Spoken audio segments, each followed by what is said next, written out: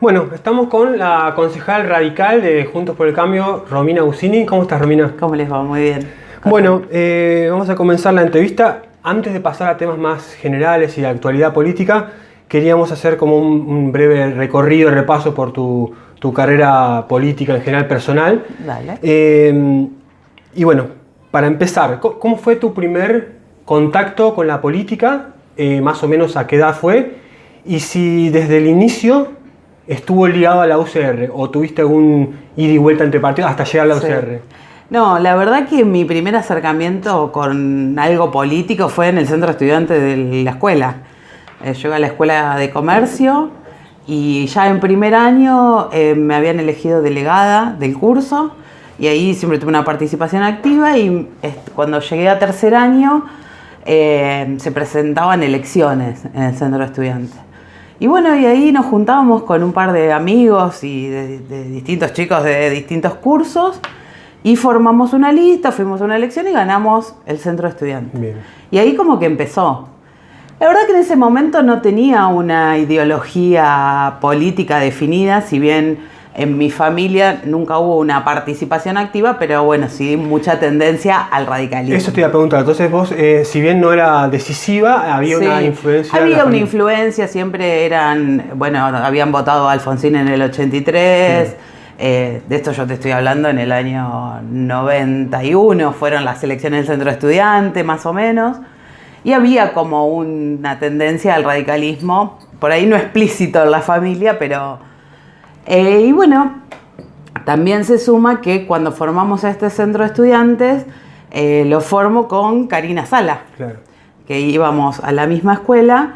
Y bueno, por supuesto que ahí también un mayor acercamiento a la UCR, lo que hizo que el día que cumpliera los 18 años fui a buscar mi ficha para afiliarme. O sea que con Karina, además de ser contemporáneas, fueron a la misma escuela todos. Fuimos a la misma escuela, formamos este centro estudiante que te digo que creo que nos llevó a las dos. Bueno, si bien ella ya tenía, sí, una impronta política, claro, en su familia, pero bueno, que nos hizo transitar los primeros pasos independientes, digamos. Sí, a Karina la conozco desde ese momento.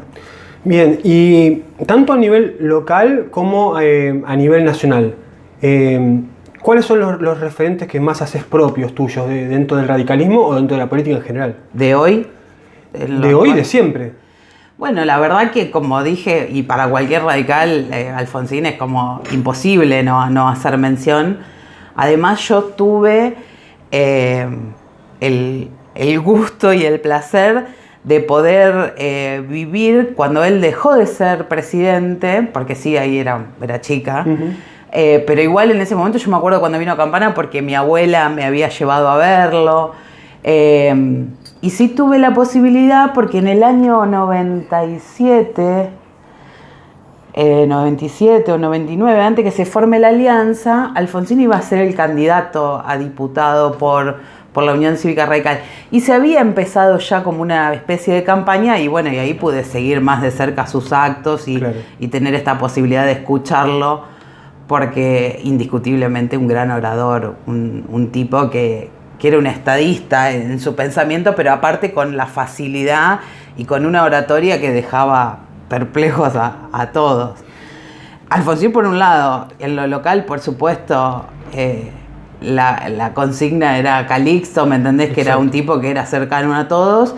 Y a partir de empezar mi militancia, bueno, no puedo dejar de decir, Oscar Sala, Alberto Giordanelli, gente que ha estado siempre en el Partido Radical y que han sido de los cuales uno fue haciendo escuela, ¿no es cierto? Claro.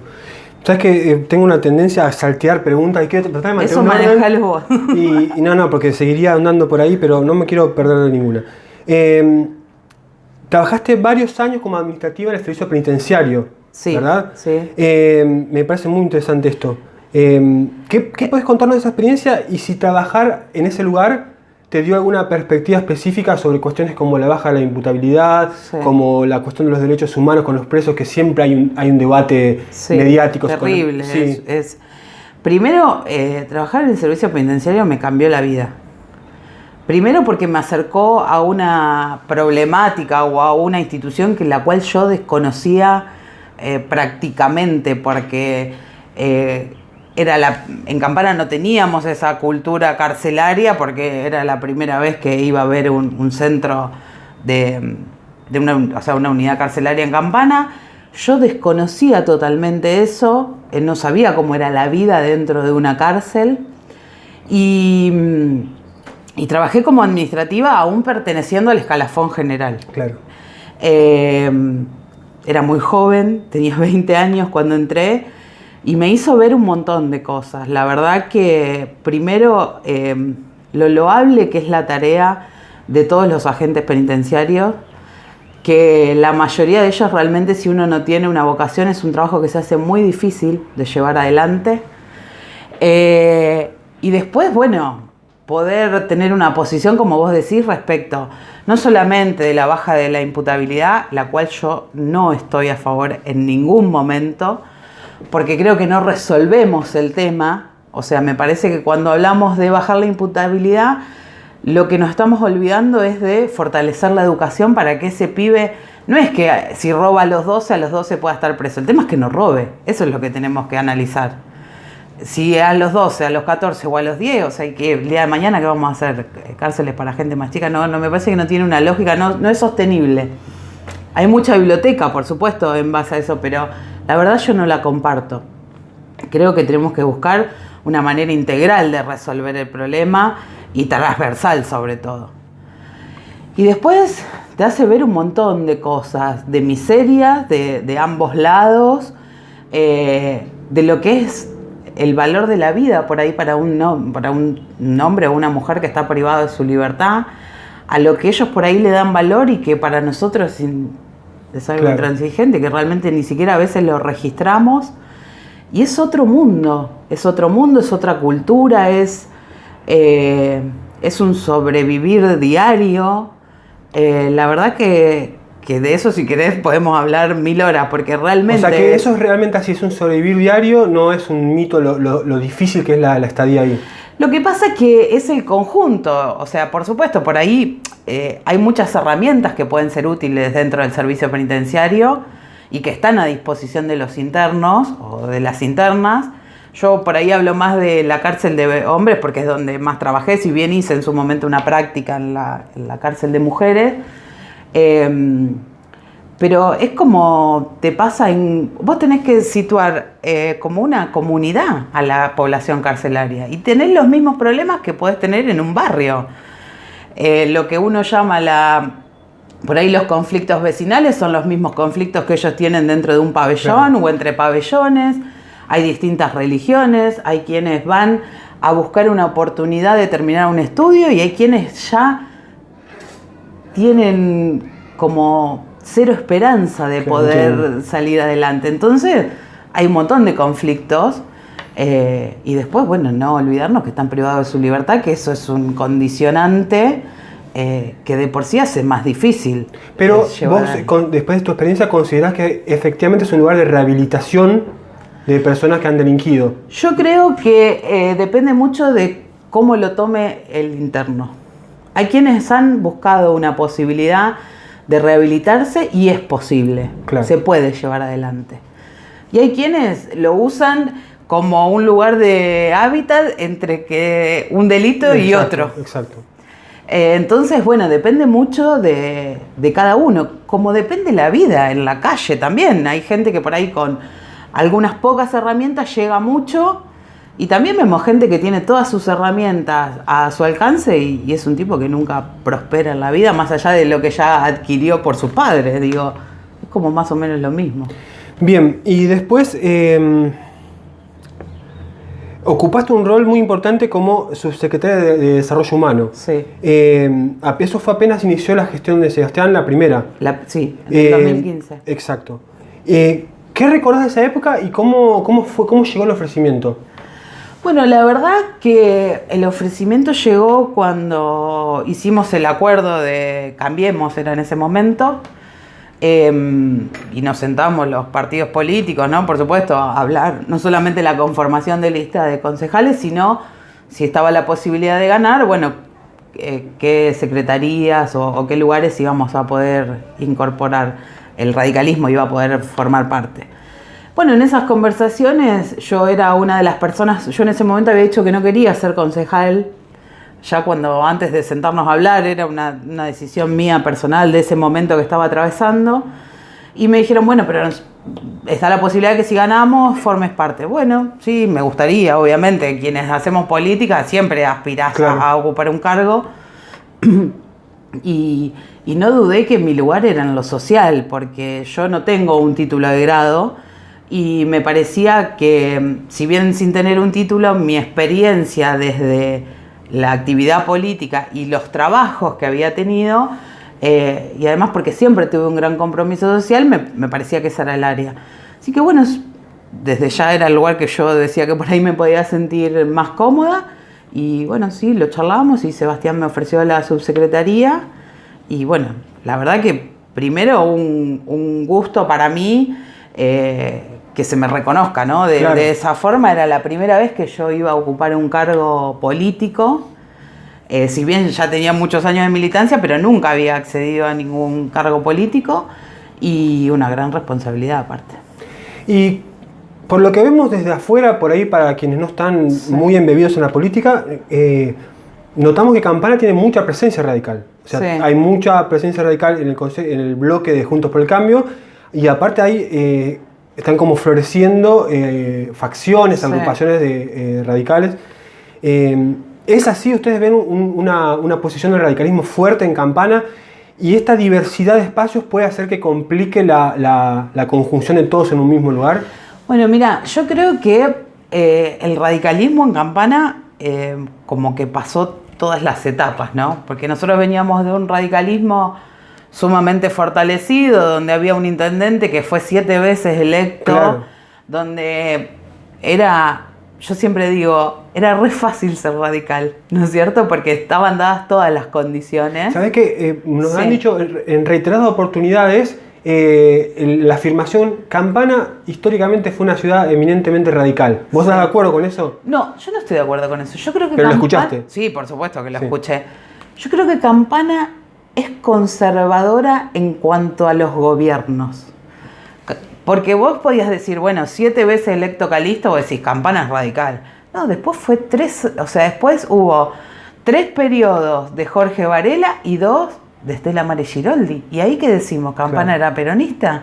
Y después, no, yo creo que Campana elige por Campana. Y si le gusta quién gobierna, vota esa persona o ese partido, más allá de si es... No es muy fanático del riesgo, digamos, de ya conoce algo, se queda ahí. Claro, por eso dije lo de conservadora, desde ese lugar, de decir, che, a mí me gusta cómo está haciendo la gestión a Vela, lo sigo votando a Vela. Creo que fue un poco lo que pasó. Después sí hay un piso, el peronismo tiene un piso, el radicalismo tiene un piso que es histórico y que en algún momento ha crecido, por ahí en un momento el radicalismo tenía más caudal de voto, y después lo fue perdiendo. Entonces... digo, Campana pasó de eso, de que creamos que era una Campana radical, a después llegamos a no tener concejales. ¿Cuál fue el piso? Y el piso en el año 2005 no metimos ni un concejal. Fue terrible para quienes militamos, para quienes llevamos una vida activa en el partido, fue... Pero fue coincidente con algo a nivel nacional, digamos, era como un... Sí, claro, fue coincidente, sí, totalmente, porque veníamos... A ver, nosotros no nos olvidemos, yo siempre digo, porque al radicalismo siempre se le pide, viste, que explicaciones, se le pide que defienda, que actúe, pero pocas veces lo acompaña. Claro. Nosotros veníamos en el 2003, cuando gana Kirchner, nuestro candidato había sido Leopoldo Moró y sacamos 2.3. Impensado. Vos agarrás la historia del partido y no hubo peor elección que de esa. Y de ahí veníamos.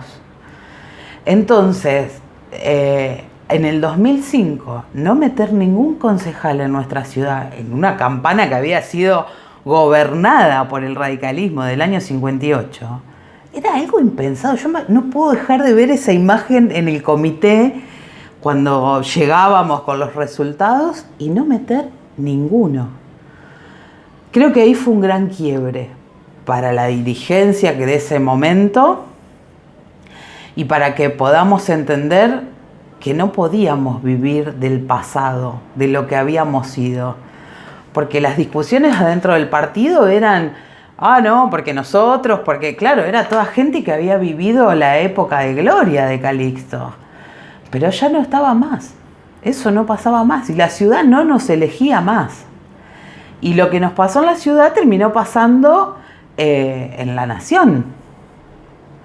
Y entonces creo que ahí es donde el radicalismo tuvo que hacer este replanteo de empezar a formar alianzas. Si bien teníamos la mala experiencia de la alianza del 99, donde ahí muchos estábamos en contra y otros a favor, y bueno, y se hizo lo mejor que se pudo. Yo siempre digo, y esto no tiene que ver con el radicalismo, yo soy una convencida que todos los partidos políticos siempre creen que pueden hacerlo mejor. No creo que alguien haga las cosas con malas intenciones. Claro. Después funcionan o no funcionan, pero... y bueno, y a partir de ahí no tuvimos nunca más la lista 3, que es la que nos identificaba como radicales. Y eso es lo que uno siempre aspira, a volver a eso. Pero la realidad también es que hoy, ya como que en el continente, por así decirlo, no se están dando esto de listas de partidos únicos que van a elecciones. Es como que los frentes electorales hoy son quienes gobiernan y pasan en Uruguay, en Chile, en la mayoría de los países de Latinoamérica está pasando esto. Hace poco estuvimos haciendo una nota a Adriano Modarelli y a Augusto Castro Sala de la Juventud Radical, y ellos te mencionaron a vos como gran responsable y artífice de que hoy la agrupación juvenil haya como reflorecido y tenga un espacio o sea, que tengan ellos cierto poder decisional, participativo. ¿Qué le aportaste a la Juventud Radical? No, la verdad que yo les agradezco a Adriano, a Augusto y a todos los chicos que forman la Juventud. Yo siempre estoy para sumarles, siempre se los digo. A veces puedo parecer hincha con ellos porque hay cosas que les digo, chicos, esto no, o tengan en cuenta que ustedes representan un partido político. Pero la verdad que yo estoy nada más que para sumar, porque la voluntad que ellos tienen y la vocación, y para mí, si bien como es el nuevo lema que la juventud es presente también, no es solamente futuro, pero la verdad que yo los veo a ellos y a mí la garantía que tengo es que decir, el radicalismo no se termina conmigo. Claro. Porque, y cuando digo conmigo, digo con la gente de mi generación, no conmigo en mi persona nada más, porque es como te venía hablando. Karina, Sala, Martín Muritich, éramos los más jóvenes del partido. Después de nosotros no vino una gran militancia. ¿Por qué? Porque vino este bache del que estábamos hablando, donde era muy difícil que alguien viniera a militar a la Unión Cívica Radical. Entonces, cuando aparecieron los chicos con este movimiento de juventud, para mí fue una bocanada de aire fresco de decir, bueno, hay partido para rato, hay continuidad. Y nada, yo le aporto todo lo que puedo. Pero la verdad que ellos hacen el 100% de las cosas. Se expresan muy bien, están muy interiorizados. Son chicos que están muy formados, la verdad que saben muchísimo de la historia del partido, se han preocupado por saber. No es que se afiliaron a la UCR porque pasaron y les quedaba más cerca. La verdad que son chicos que están comprometidos y que saben en el espacio que están militando. Y lo hacen con una gran responsabilidad, así que la verdad que para mí es loable el trabajo. Y enganchando con esto de los chicos de la Juventud Radical, hay algunas preguntas que le hicimos a ellos, sí, que nos invitan a preguntártelas a vos. Ajá. Por ejemplo, esta concepción que está en la sociedad y que por ahí esgrime la parte del radicalismo que no está en Juntos por el Cambio, sí, de que el macrismo utilizó el aparato y el engranaje y todo el poderío territorial nacional que tiene el radicalismo a los fines electorales para ganar la elección de 2015, y que después a la hora de los bifes no le dio mucha participación en cuanto a lo decisional. Sí. ¿Vos estás de acuerdo con esto? Y la siguiente pregunta es, ¿vos aspirás en algún momento, ya algo me respondiste por lo que venís diciendo antes, pero vos aspirás a que en algún momento el radicalismo vuelva a ser un jugador propio, individual, sí, por fuera de la coalición, digamos? Yo creo que hay que entender, porque hay como una mala concepción general. Cuando se forma Cambiemos, se forma un frente electoral, no una coalición de gobierno. De hecho, en las PASO del año 2015 había 3 candidatos a presidente. Estaba Macri, estaba Lilita Carrió y estaba Ernesto Sanz. Y el que gana esa interna es Macri. Por eso digo, había un frente electoral, no una coalición de gobierno. A partir de ahí, creo que se mantuvo un poco ese estándar del cual el radicalismo renegó bastante, porque obviamente que pretendíamos por ahí ocupar otros lugares o al menos ser consultados para algunos temas fundamentales en los cuales no hubo muchos aciertos a mi criterio en el gobierno de Macri, y es donde se empieza a generar este roce o este malestar de muchos de que en la primera etapa de Cambiemos apoyaban al radicalismo y después, apoyaban al frente y después fueron dejando de apoyarlo. Ahora, hoy, donde ya no somos gobierno, creo que valemos todos uno. Y sí creo que al principio el radicalismo le aportó la territorialidad a Cambiemos, porque vos vas a cualquier lado y un comité radical hay. Entonces eso era lo que no tenía el PRO, el federalismo. Ahora yo creo que hoy la responsabilidad es de los radicales cómo lleguemos a un acuerdo este año. Y bueno, y ahí veremos. O sea, los encuentran con mayor, voy a usar un término que usó Augusto otro día, con mayor musculatura, o sea, con más desarrollado. Sí, claro, nos encuentra en una situación donde, primero, se han recuperado espacios radicales, porque hoy hay muchos más intendentes radicales, tenemos concejales radicales en casi todas las localidades, y además un ejercicio de poder que no se tenía. Porque yo sé que a veces suena mal cuando uno dice uno aspira al poder. Es que si el partido político no llega al poder, no puede plasmar lo que proyecta o lo que programa. Entonces, hoy tenemos más ejercicio de poder, más vocación de poder, desde ese lugar, desde el lugar de llegar a una gestión, y creo que está en la responsabilidad de la conducción partidaria en los términos que se pueda llegar a acordar en los próximos meses muy breves, porque a pesar de que seguramente se postergará, como ya se hizo público, las PASO y la general, pero bueno, no nos queda mucho más tiempo. Y otra pregunta que le hicimos, y a mí particularmente me sorprendió la respuesta que nos dieron los chicos, considerando que si todo sigue igual, Abela no va a poder ser reelecto, porque en algún momento se barajó esta posibilidad de que los intendentes puedan ser reelectos indefinidamente. Nosotros creo que a todos los que estamos más o menos interiorizados en la política local, se nos genera como un gran signo de interrogación quién será el candidato. No te voy a preguntar por eso, no te preocupes. Yo creo que sí va a poder volver a ser reelecto. Ah, ¿vos crees que sí? Ok. Yo creo que la ley deja un blanco legal en esta primera instancia, y creo que va a haber una decisión por varios amparos que se van a presentar, y yo creo que va a haber una posibilidad para los que fueron electos en el 2015, que recién se les tome el periodo 2019. Claro. Es una apreciación mía. No, está perfecto. Bueno, en ese caso sí estaría el panorama todo más claro, pero para el caso que no se pudiera, ¿no es cierto? Perfecto. Vamos con ese escenario. Nosotros le preguntamos a Augusto y a Adriano si no era este el momento, por todo este fortalecimiento que tuvo la UCR, dado que no puede ir a Abela, de que el radicalismo vaya por la intendencia que hace 25 años no tiene. Sí. Y él los dos fueron como muy drásticos, no es el momento.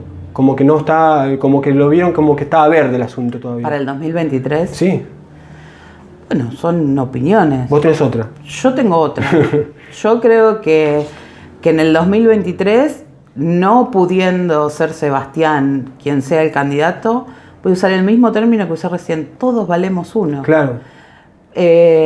Yo creo que sí, que hay muchas posibilidades, y que además sería justo que en Juntos por el Cambio se diera una interna. No me parece mal, me parece que hace el ejercicio de la democracia, y me parece que somos muchos por ahí los que estamos en condiciones o tenemos aspiraciones a poder que ese fue el mismo razonamiento que hicimos nosotros, por eso nos sorprendió la respuesta de él. Bueno, a ver, yo creo, por ahí los chicos no están en lo que es la conformación de los cargos, pero no sé a lo mejor en qué fundaron su respuesta. Claro. Pero bueno, yo la respeto. Ojo, hay muchos quienes piensan que nosotros tendremos que seguir de la manera en que estamos. Claro. Otros no. Bien, ¿y está entre tus aspiraciones algún día, quizás en 2023, quizás más adelante, llegar a la intendencia? Sí, por supuesto, me encantaría. Sí, yo creo que uno, como dije siempre, cuando vos empezás a militar y vas tomando un compromiso, siempre querés llegar a ocupar un lugar. Cada uno después con el tiempo también vas viendo dónde te sentís cómodo. Y yo siempre decía, o sea, para mí mi mayor anhelo político era ser concejal, porque es como, no sé, como el primer paso, sí, como sí, que vos decís, bueno, primero tengo que ser concejal y después... Y la verdad, hoy te puedo decir que me gusta más pertenecer al Ejecutivo que ser concejal. Claro. O me siento más cómoda en ese rol. Pero sí, por supuesto que aspiro a ser candidata a intendente. Bien.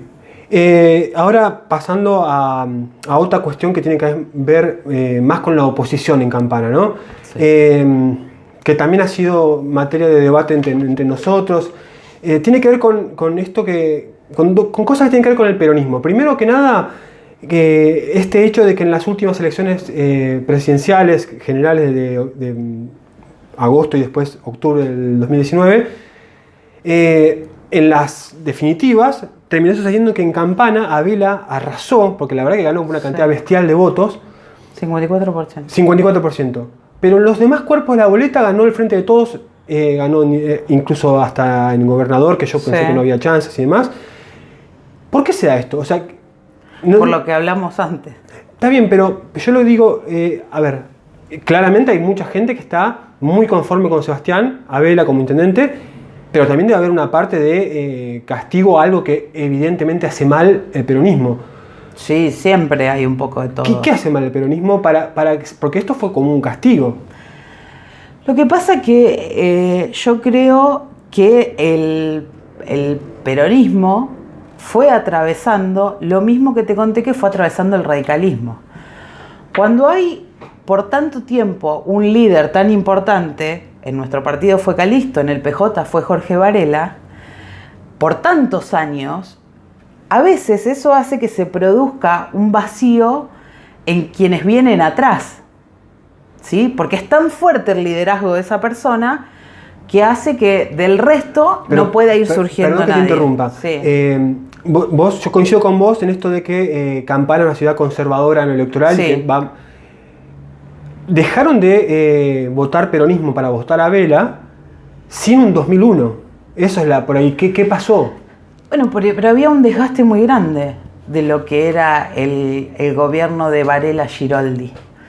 Cuando vos lo escuchábamos, estábamos los que estábamos en la calle, así como hubo un momento donde era irrefutable que estaban bien vistos y que después todo se desgasta, pero esto tiene que ver con algo que yo reniego y es con que no hacemos la alternancia en los cargos electivos, ¿me entendés? Claro. Entonces tuvimos 3 años a Varela, que después dejó para ser ministro, y 2 años a Giroldi, y era la nueva candidata en el 2015.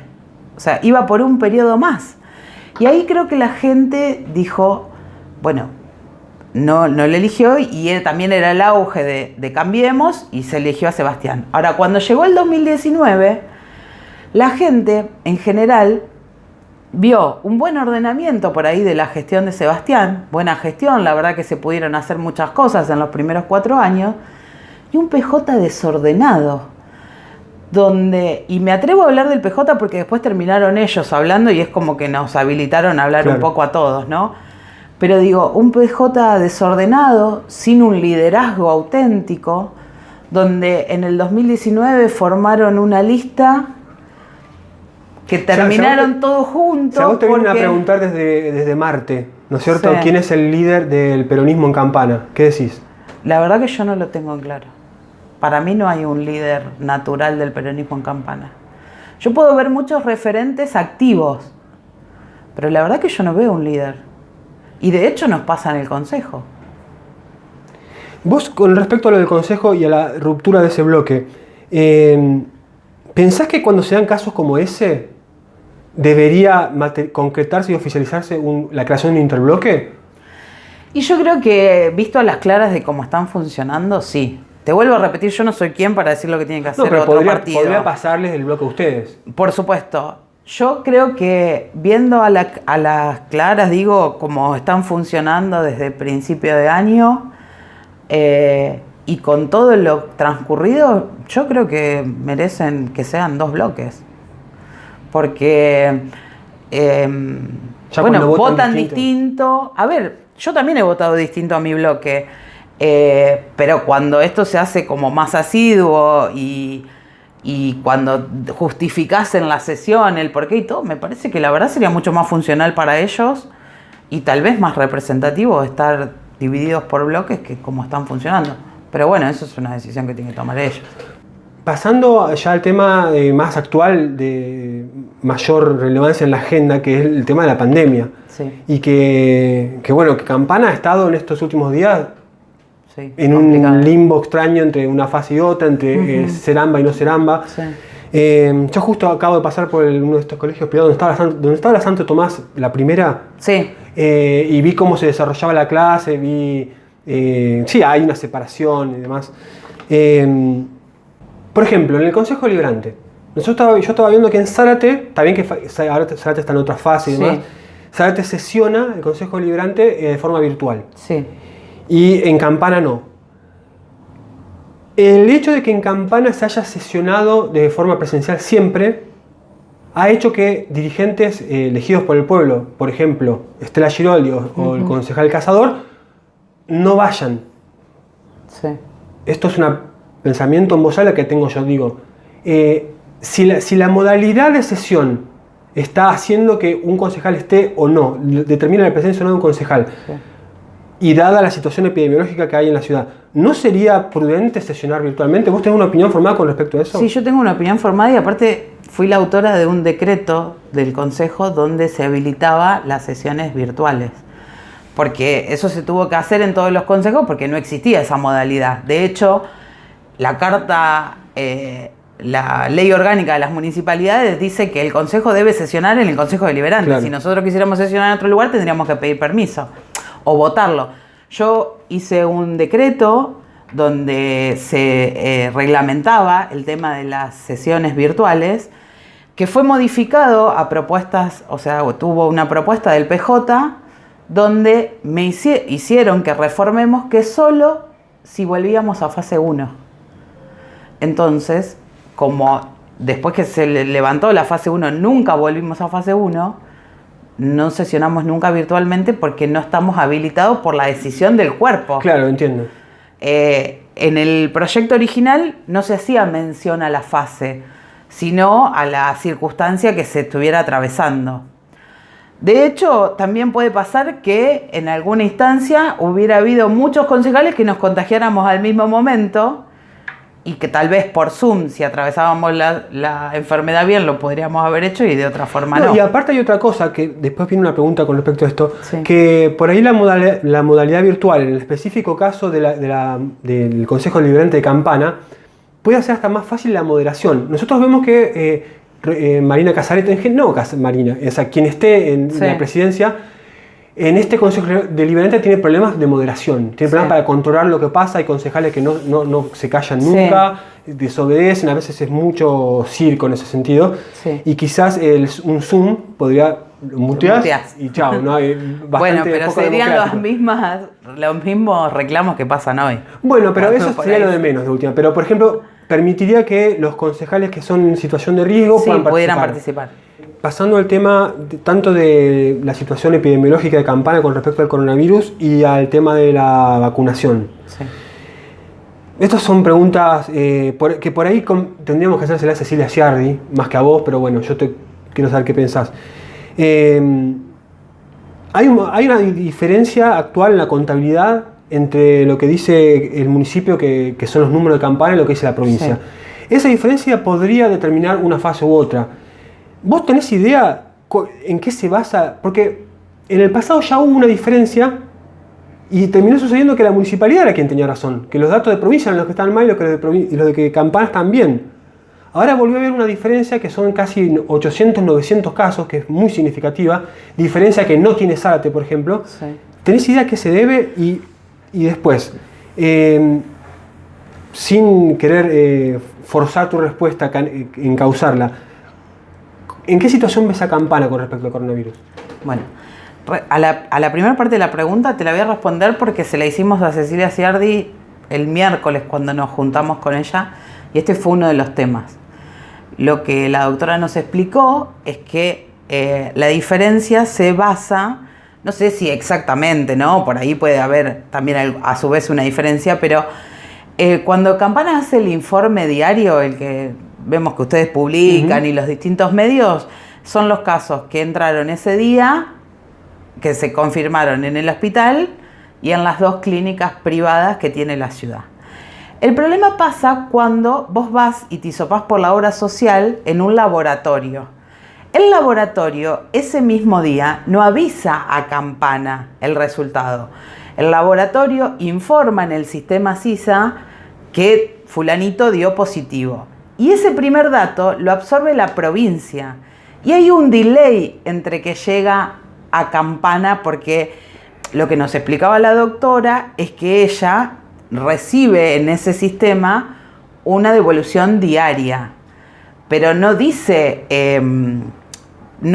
o sea, como que los datos que entran por el sector privado que no son las clínicas, hay un delay. Como que más adelante se emparejan los números, pero... Claro, lo que pasa es que como no hay un stop, claro. Porque cuando Campana, como vos dijiste, al final se dieron cuenta que el número era el que informaba Campana, fue cuando la provincia hizo ese blanqueamiento, digamos, de datos. Y otro tema que también hay diferencia es la gente de Campana, que por ejemplo va al Hospital Austral, se hisopa en el Hospital Austral o queda internada en el Austral o en cualquier otra, ¿no?, institución. Y eso también tarda en que se informe y que se pueda haber impactado en el informe de Campana. Claro. Porque aparentemente no es automático, por lo que la doctora nos explicaba. Es como que tardan unos días en que ellos puedan ver los casos más allá de los resultados que recibe el hospital, la clínica Delta y el sanatorio WOM. Bien. Entonces ella nos explicaba que básicamente se da por el sector privado ambulatorio, que serían los laboratorios que realizan el hisopado, y aquellos vecinos de nuestra ciudad que se atienden en otras ciudades. Y lo mismo pasó con el tema de los fallecimientos también. Cuando la persona, por ahí tenemos la desgracia que fallece en otra ciudad, tarda en impactar en el informe nuestro de acá, en el diario. Bien, ¿y tu percepción personal de cómo está Campana? A ver, Campana está en una situación complicada porque nosotros no estamos ajenos a lo que es ni la provincia ni el país. Ahora, la verdad que en esta disputa que se dio o este debate entre la situación de Zárate y de Campana, la verdad que yo a Campana la veo mejor parada que Zárate y creo que eso es fundamentalmente la diferencia de las fases. Por supuesto que estamos, como dije al principio, estamos complicados, pero estamos complicados como país. Y yo creo mucho en esto de la responsabilidad individual. La doctora nos contaba el otro día que en la consulta, cuando vos te vas a hisopar, y el mayor foco de contagio se da en las reuniones sociales y familiares. Entonces, es ahí donde realmente tiene la mayor dificultad el Estado para poder impedirlo, ¿sí? Porque se realizan dentro de cada una de las casas de la familia, donde uno se distiende mucho más, donde por ahí está, bueno, ya que estamos, compartimos el mate, bueno, ya que está, era tu vaso, era mi vaso. Entonces digo, hay mucho de responsabilidad individual, pero creo que estamos próximos a que se tengan que tomar algunas medidas que son lamentables porque sabemos que perjudica muchísimo a la economía y a lo psicológico de la sociedad, porque ya estamos exhaustos de esto. Pero bueno, hay que bajar el número, eso es una realidad. Creo que el problema mayor que tuvimos fue haber tenido un aislamiento tan largo. Claro. Y que no se produjo ese ida y vuelta que por ahí se produjo en Europa, donde por ahí estabas 15 días, un mes, con un aislamiento más grande y después había como que se podía liberar un poquito más.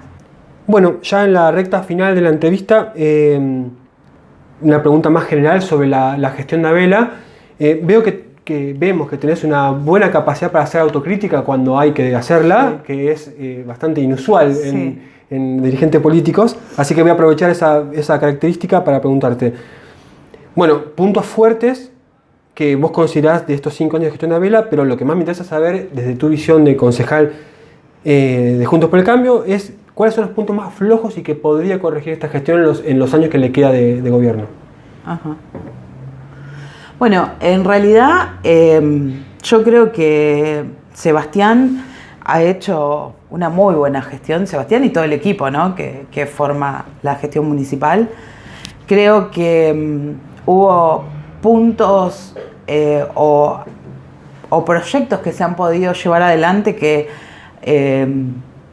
van a pasar, que van a trascender a la historia, porque digo, hoy Campana tiene un centro de estudio municipal, Campana tiene una casa joven con un lugar propio, la llegada del SAME, la modificación de la costanera,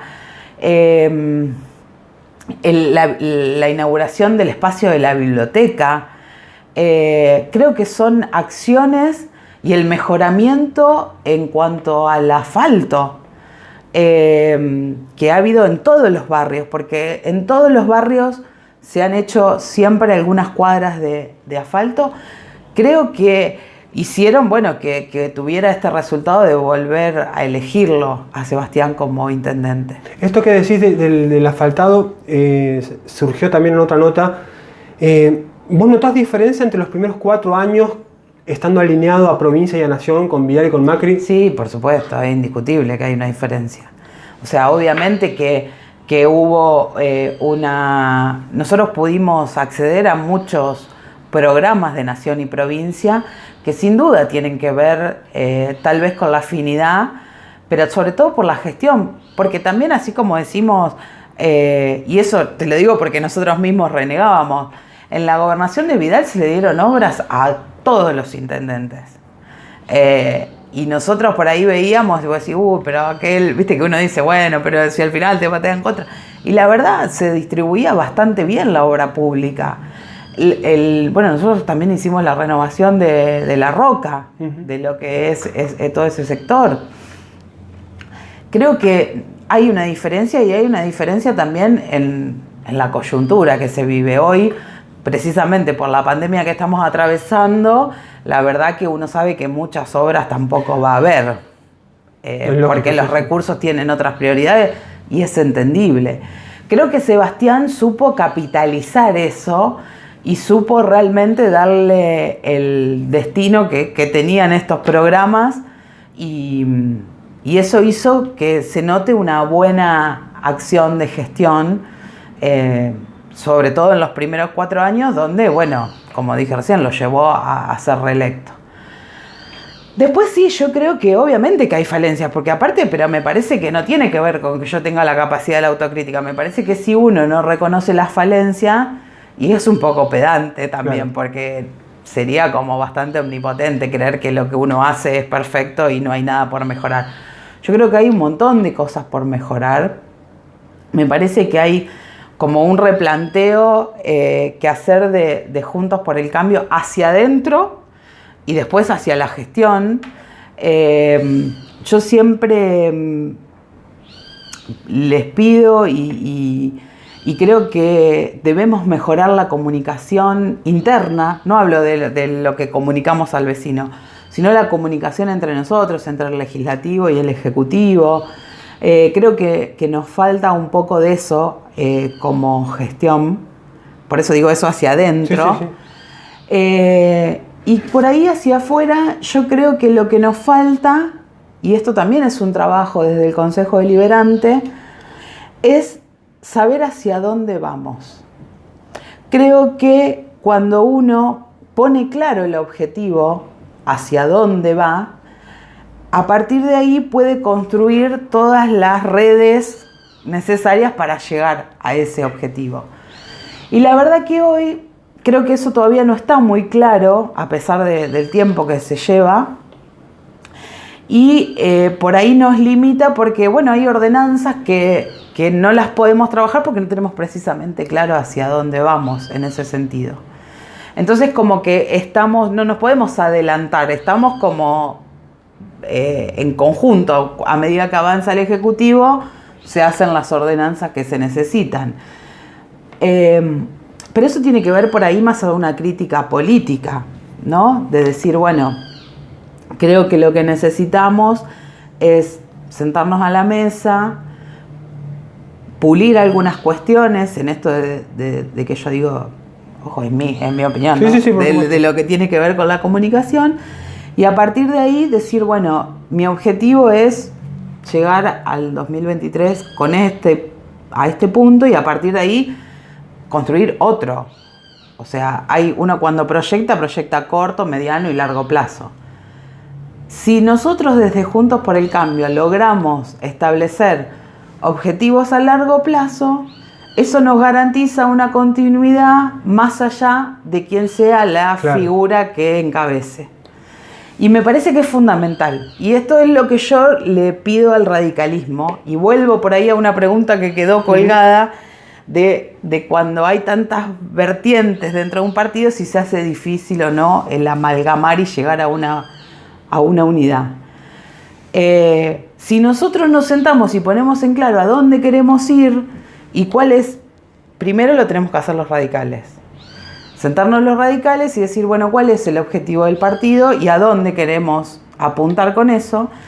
Entonces, cuando tengamos claro el objetivo, si lo encabezo yo, lo encabezás vos o lo encabeza Juan, es exactamente lo mismo, porque lo construimos entre todos. Lo mismo creo que hoy le falta a Juntos por el Cambio. Creo que le falta cerrar el objetivo para que después sea indistinto quién encabeza. Y ahí sí, si querés nos sentamos, hacemos una encuesta y bueno, y el que más le gusta a la gente será el que encabece el proyecto, y el resto acompañaremos desde cada uno, desde el lugar que tenemos más experiencia o que nos sentimos más cómodos. Pero creo que lo fundamental es fijar el objetivo, y es la pregunta fundamental, pero en todo, no en la política nada más. Yo quiero esto, bueno, ¿para qué lo quiero? En cualquier cosa que se emprenda. Totalmente. Yo quiero cambiar el auto. ¿Para qué quiero cambiar el auto? Digo, vos siempre te tenés que preguntar el para qué, porque a lo mejor ahí te das cuenta que realmente no es un objetivo prioritario y que por ahí podés encontrar otras cuestiones más importantes en ese camino. Entonces, eso creo que le falta al radicalismo, y es lo que yo vengo tratando de hacer. Me cuesta muchísimo, y hay, porque hay referentes muy fuertes también dentro del partido, y creo que a Juntos por el Cambio también le falta a nivel local eso. Decir, el día que logremos tener un objetivo claro en común, ahí sí creo que podemos hablar de un equipo realmente de trabajo y de gobierno. Romina, ahora próximamente va a finalizar tu mandato como concejala, y queríamos saber si tenías planeado ir por una reelección y qué balance puedes hacer de los 4 años que te tocó ser concejala de Juntos por el Cambio. Bueno, la verdad que para mí fue una experiencia valiosa, por esto que te dije, porque uno siempre aspiraba a llegar a la concejalía. La verdad que no sé si estoy del todo conforme con mi participación. Creo que, yo a veces soy muy exigente conmigo, y me hubiera gustado por ahí hacer algún trabajo más relevante, o que quede algo más histórico, claro, ¿no? De decir algún cambio significativo. Sí estoy conforme porque la verdad que he podido desarrollar un par de ordenanzas que sé que a la larga que son para un bien de la comunidad. El tema de las bolsas, de las bolsas de polietileno, el tema de poder, de que se pudo formar el registro de cuidadores domiciliarios. O sea, me parece que son cosas que a la larga van a ir quedando, o cuando hicimos con Mariela Joar el reordenamiento del barrio Malvinas. Pero bueno, por ahí uno tenía otra expectativa. Y la verdad que, por otro lado, me llevó también a un ejercicio de trabajo en equipo, ¿no? De cambio de bloque, porque bueno, los 2 primeros años fueron compartidos con otra integración. Y eso también es muy distinto porque cambian los actores, más allá de que pertenecemos a un mismo frente electoral, se trabaja de formas diferentes.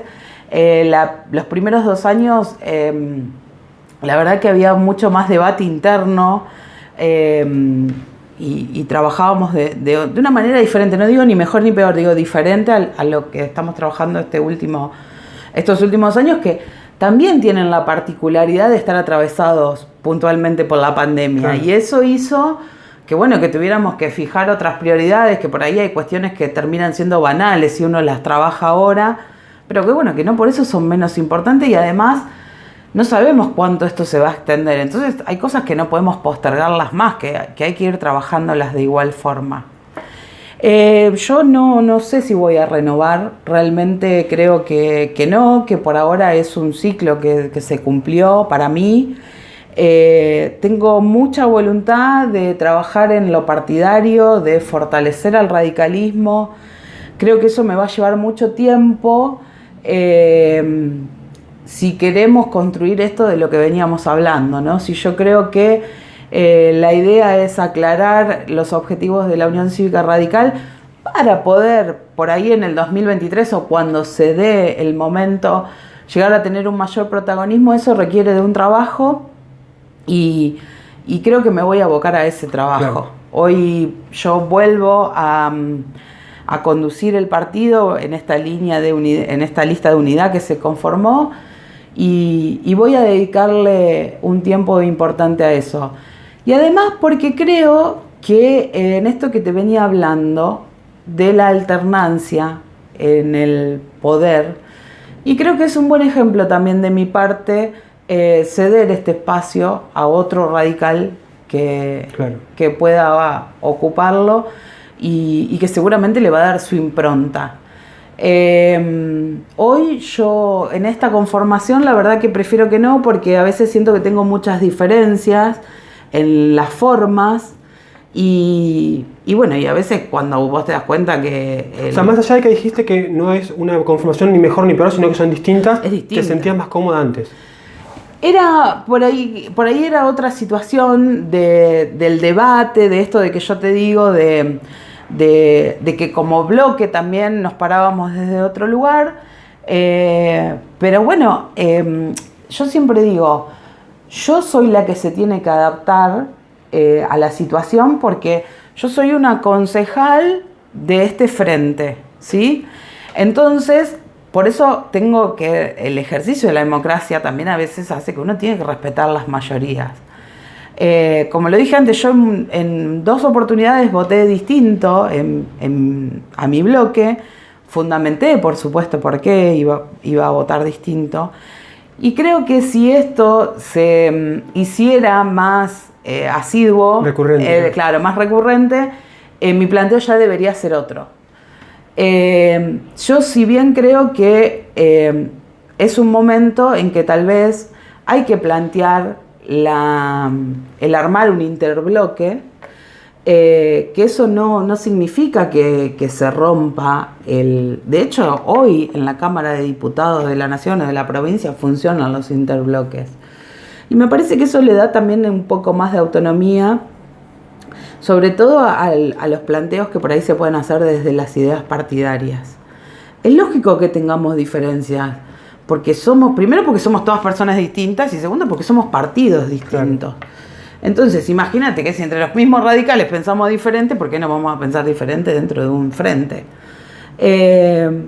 Eso hay que madurarlo, y creo que necesita de mucho trabajo partidario, y yo por ahí relegué un poco del trabajo partidario porque, tanto la función en un momento en el Ejecutivo como en el Legislativo, por ahí te lleva a marcar otras prioridades.